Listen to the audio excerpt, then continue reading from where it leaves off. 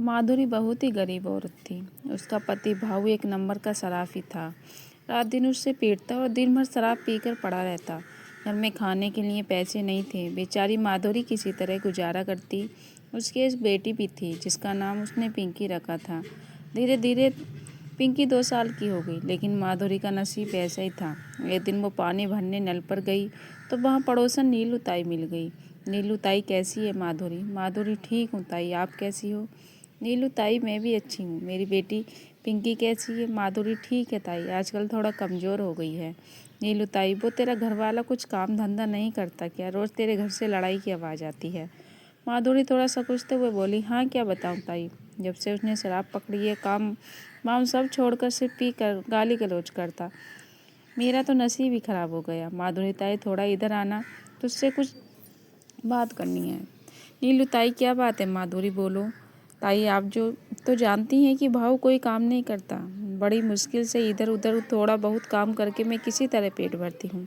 बड़ी मुश्किल से ज़िंदगी कट रही है।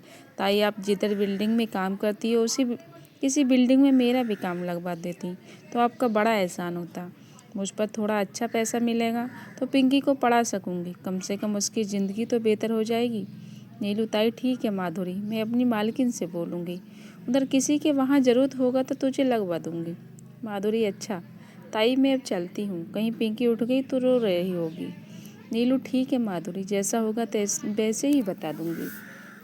माधुरी घर आ गई तो देखा कि अभी पिंकी सो रही है। तो अभी बाऊ उठ गया।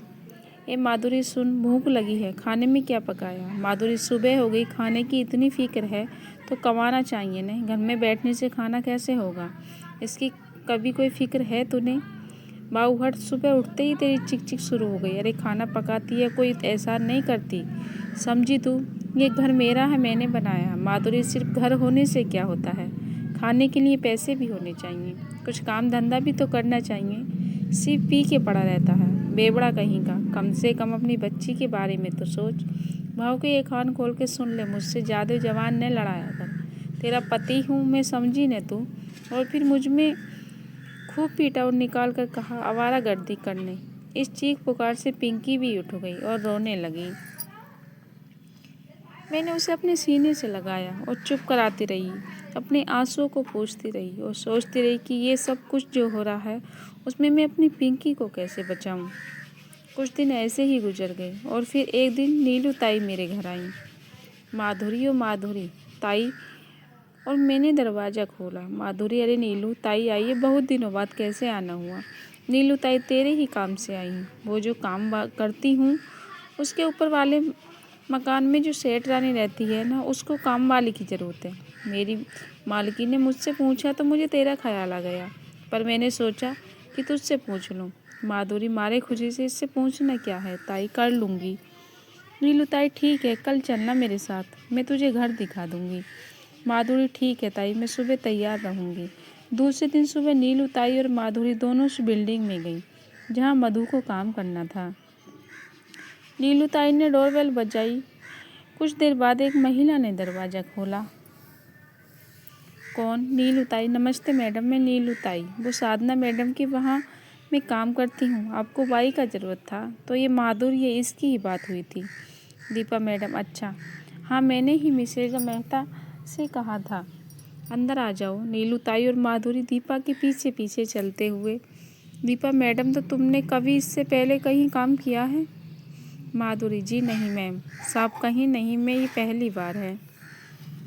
अच्छा ठीक है, घर का काम तो आता है ना? माधुरी, हाँ मैम, झाड़ू पोछा खाना कपड़ा मैं सब कर लूँगी। दीपा मैडम, देखो क्या नाम है तुम्हारा? जी माधुरी।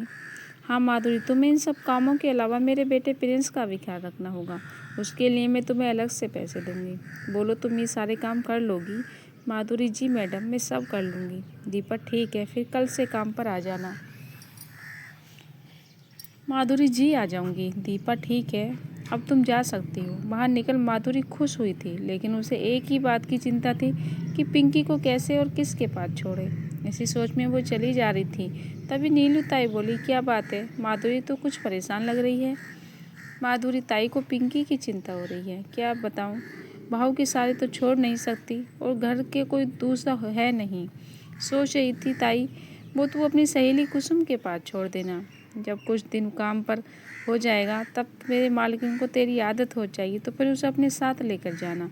तब तक किसी तरह मैनेज कर ले। माधुरी ये सही है, वैसे पिंकी को वो अच्छे से रख लेगी।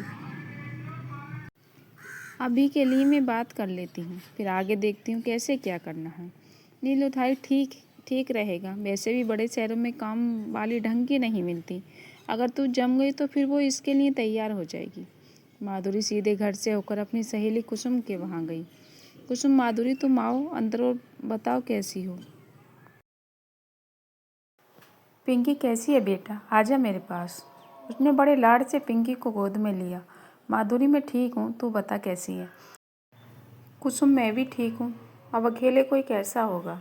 अच्छा चल पहले बैठ तो फिर बात करते हैं, मैं तेरे लिए चाय लेकर आती हूँ। कुसुम अंदर से चाय और बिस्कुट लेकर आई। तो सुना माधुरी कैसी है। माधुरी वो कुसुम तेरी मदद की ज़रूरत है। कुसुम हाँ बोल, कैसी मदद चाहिए तुझे। माधुरी तू तो सब जानती है, जब से भाऊ ने शराब की लत पकड़ी है घर का गुजारा भी मुश्किल हो रहा है। कुसुम तेरे पैरों की ज़रूरत है। माधुरी नहीं नहीं है, पैसे नहीं चाहिए।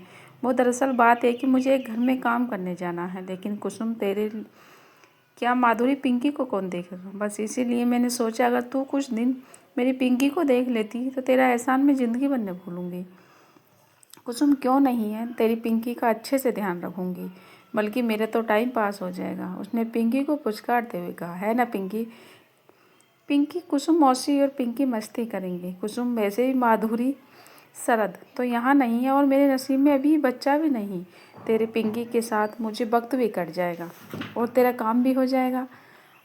कुसुम माधुरी की पड़ोसन कम सहेली ज़्यादा थी। दोनों एक दूसरे से इसी शॉल में मिली थी और इसकी दोस्ती गहरी हो गई। कुसुम का पति बाहर काम करता है, कई सालों पर ही आता है और अभी तक कुसुम के कोई बच्चा भी नहीं था। वो पिंकी को भी बहुत मानती थी। माधुरी अच्छा कुसुम में चलती हूँ, वरना भाव आ गया तो झूठ से तमाशा करेगा और कल पिंकी को भी छोड़ दूँगी। कुसुम हाँ हाँ बिल्कुल। माधुरी को थोड़ा सा अच्छा महसूस हो रहा था। चलो पिंकी को एक सुरक्षित जगह मिल गई, वो भी अब आराम से काम पर जा सकती है। घर पहुँचते ही भाव ने अपने रोज का तमाशा शुरू किया। कहाँ से घूम कर आ रही है माधुरी, तेरी तरह फालतू हूँ जो घूमती फिरूँ, काम से गई थी समझे। भाव अच्छा तो फिर लब ऐसे दे, सुबह से पीने की बड़ी लत लगी है। माधुरी जा जाके कहीं डूब जा रही, थोड़ी तो शर्म कर। और फिर माधुरी की शामत आ गई, मगर मार पीट पर भाव तो चला गया, लेकिन माधुरी बेचारी अपने से पिंकी को सिमटाए रोती रही। दोस्तों आगे क्या हुआ जानने के लिए कल भाग 2 कल सेम टाइम पर मिल जाएगा।